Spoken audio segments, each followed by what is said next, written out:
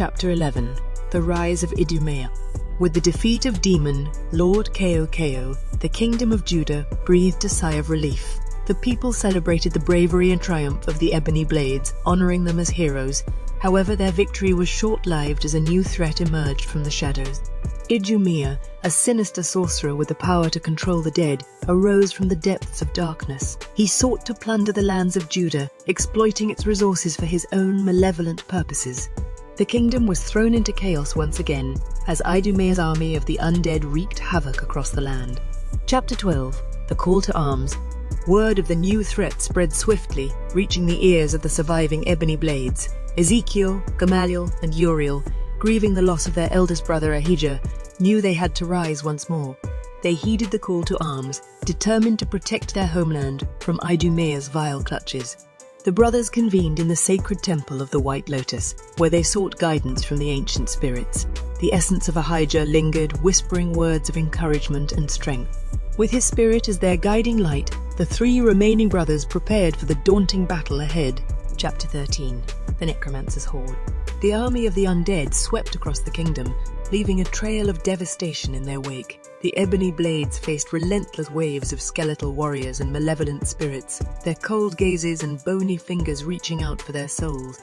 Ezekiel called upon the elements to shield his brothers and strike down the undead. Torrents of fire incinerated the skeletal horde, and lightning crackled through the air, scattering the restless spirits. Uriel's blades became a blur as he sliced through the skeletal warriors, his every strike bringing a swift end to their unholy existence. Ezekiel, his eyes burning with determination, channeled the power of the elements. Flames erupted from his fingertips as he summoned torrents of fire, incinerating the skeletal horde with their scorching heat. Lightning crackled through the air as he called upon the fury of the storm, striking down the restless spirits with electric wrath. Beside him, Uriel moved with unparalleled grace and precision. His twin blades became a blur of death as he swiftly sliced through the skeletal warriors, severing their bones with ruthless efficiency. Each strike brought a swift end to their unholy existence, leaving only piles of broken remains in his wake.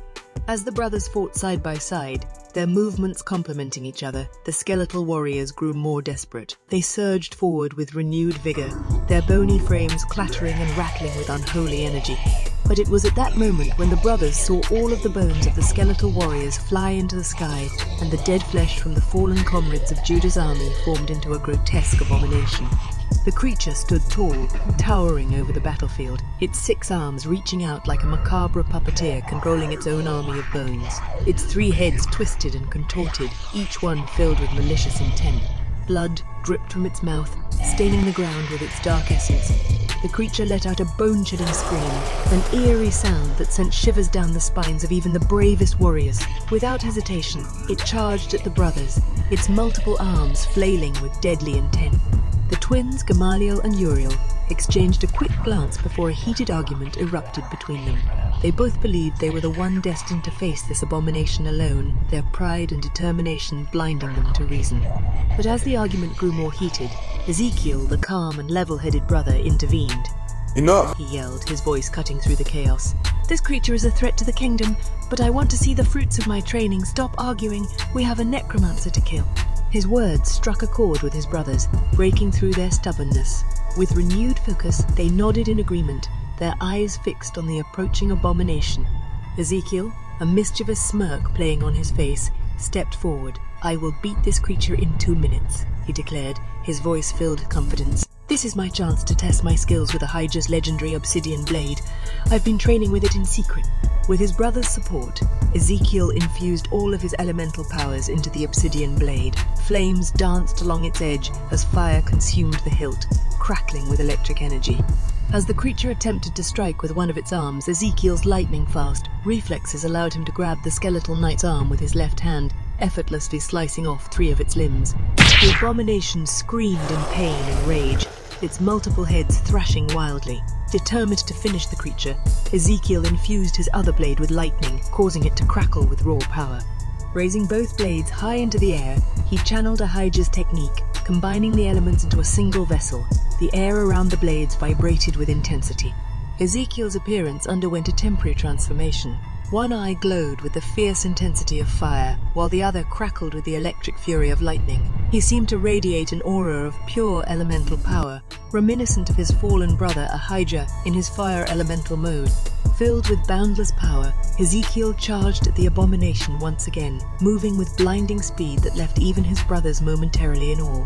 The creature, caught off guard by Ezekiel's sudden surge of power, could not react in time as the obsidian blade swung down with unrelenting force. With a mighty strike, the beast's jawbone shattered, sending shards of bone flying in all directions. Ezekiel seized the moment, grabbing the creature by its fractured jaw and unleashing a relentless barrage of strikes with the obsidian blade. Each strike landed with a satisfying impact, causing the creature to stagger and howl in pain. But Ezekiel was not finished.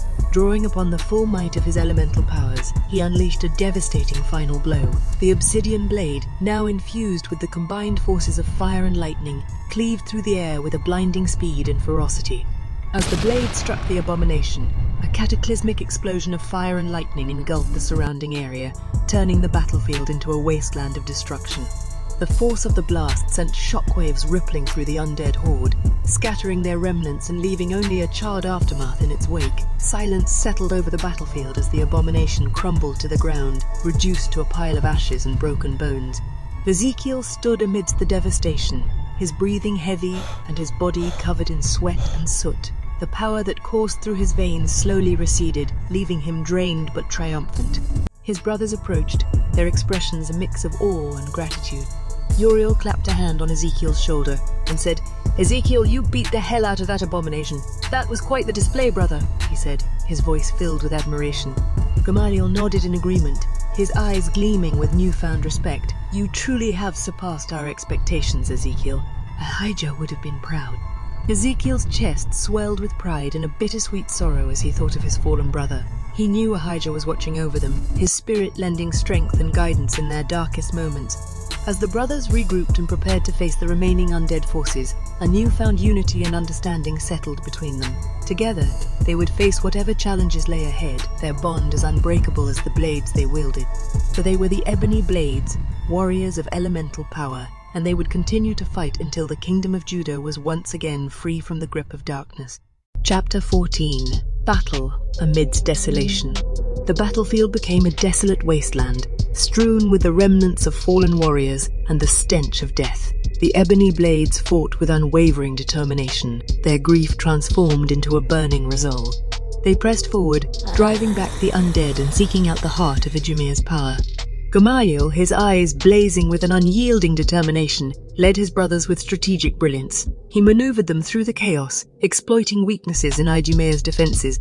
Gamaliel's ultimate technique, the Ultima Blade, cleaved through the undead, scattering them like shattered bones. Chapter 15.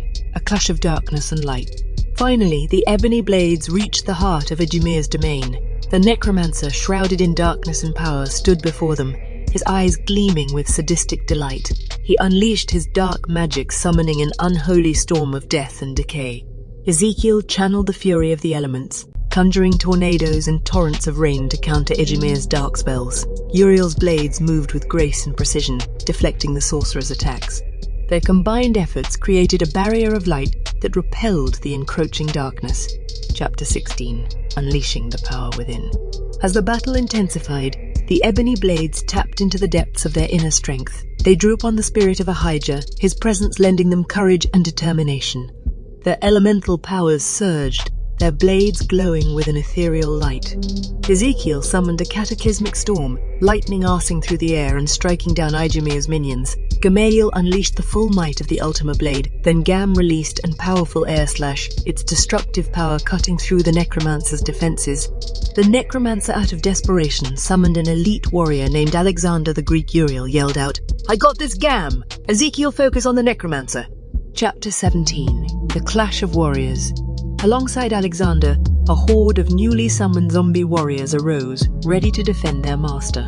Uriel, his eyes burning with determination, knew he had to face this new threat head-on. His blades glowed with a holy fire, their radiant light cutting through the darkness that surrounded him. With a battle cry, he charged toward the remaining undead warriors, but his path was blocked by a formidable opponent. one of the last remaining undead generals. This warrior, fueled by the dark magic that coursed through its veins, stood tall and ready for battle. Uriel, his resolve unwavering, knew that he couldn't waste any time on lesser foes. His gaze hardened as he focused his attention solely on this powerful adversary. With a swift motion, Uriel combined his twin blades, the very essence of light and righteousness, into a single formidable weapon. The blades hummed with power as he infused them with the energy of the wind, granting him unparalleled speed and agility. The air around Uriel seemed to come alive, swirling with gusts of wind that danced at his command. He moved with a grace and fluidity that surpassed his previous battles, his every step a dance of death. His blades became an extension of his very being as he unleashed a storm of strikes upon the undead general. The general, caught off guard by Uriel's newfound speed, struggled to defend against the onslaught. Each strike from Uriel's blades found its mark, slicing through rotting flesh and shattering brittle bones. The holy fire that engulfed his blades acted as a purifying force, turning the undead to ash with each precise strike. But Uriel knew he couldn't rely on his speed alone. Drawing upon his extensive training and the secret techniques passed down by Ahijah, he unleashed hidden skills that had remained dormant within him.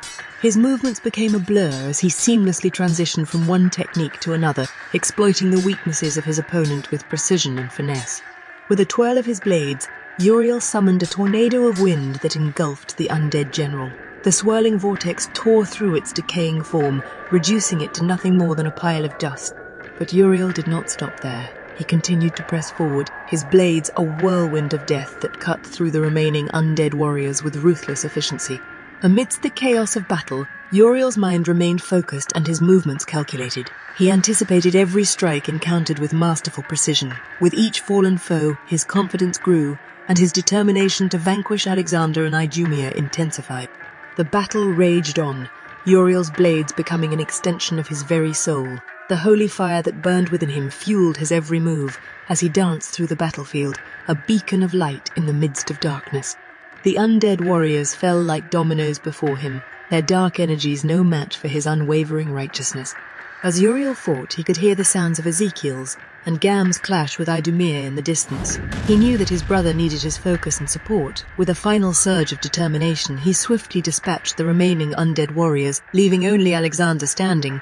Their eyes locked, and Uriel could see the determination in Alexander's gaze. But Uriel was undeterred.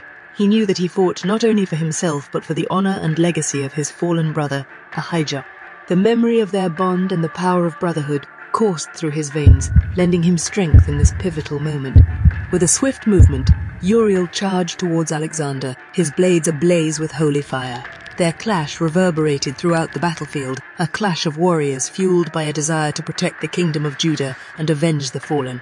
The battle between Uriel and Alexander was intense. Their blades clashed with thunderous force, sparks flying as the two warriors pushed each other to their limits. Uriel's speed and agility allowed him to evade Alexander's powerful strikes, while his precision and technique countered with lethal efficiency. In a moment of pure instinct and sheer willpower, Uriel unleashed a devastating combination of strikes. His blades whirled through the air in a flurry of light, leaving trails of holy fire in their wake. Alexander, caught off guard by the ferocity of Uriel's assault, faltered for just a moment. That moment was all Uriel needed. With one final strike, he delivered a powerful blow that sent Alexander crashing to the ground. The undead warrior, his strength drained and his body shattered, lay defeated. Uriel stood over Alexander, his chest heaving with exertion. The battlefield was littered with the remains of fallen warriors and the scent of death hung heavy in the air. But amidst the carnage, Uriel remained victorious. With a sense of purpose and determination, Uriel turned his gaze towards the final challenge that awaited him.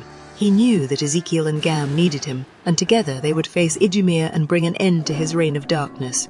Chapter 18. The Necromancer's Fall. The battle raged on, the clash between light and darkness reaching its end. The ebony blades fought with unparalleled skill and fury, their determination unwavering. They pressed forward, relentlessly closing in on Idumea.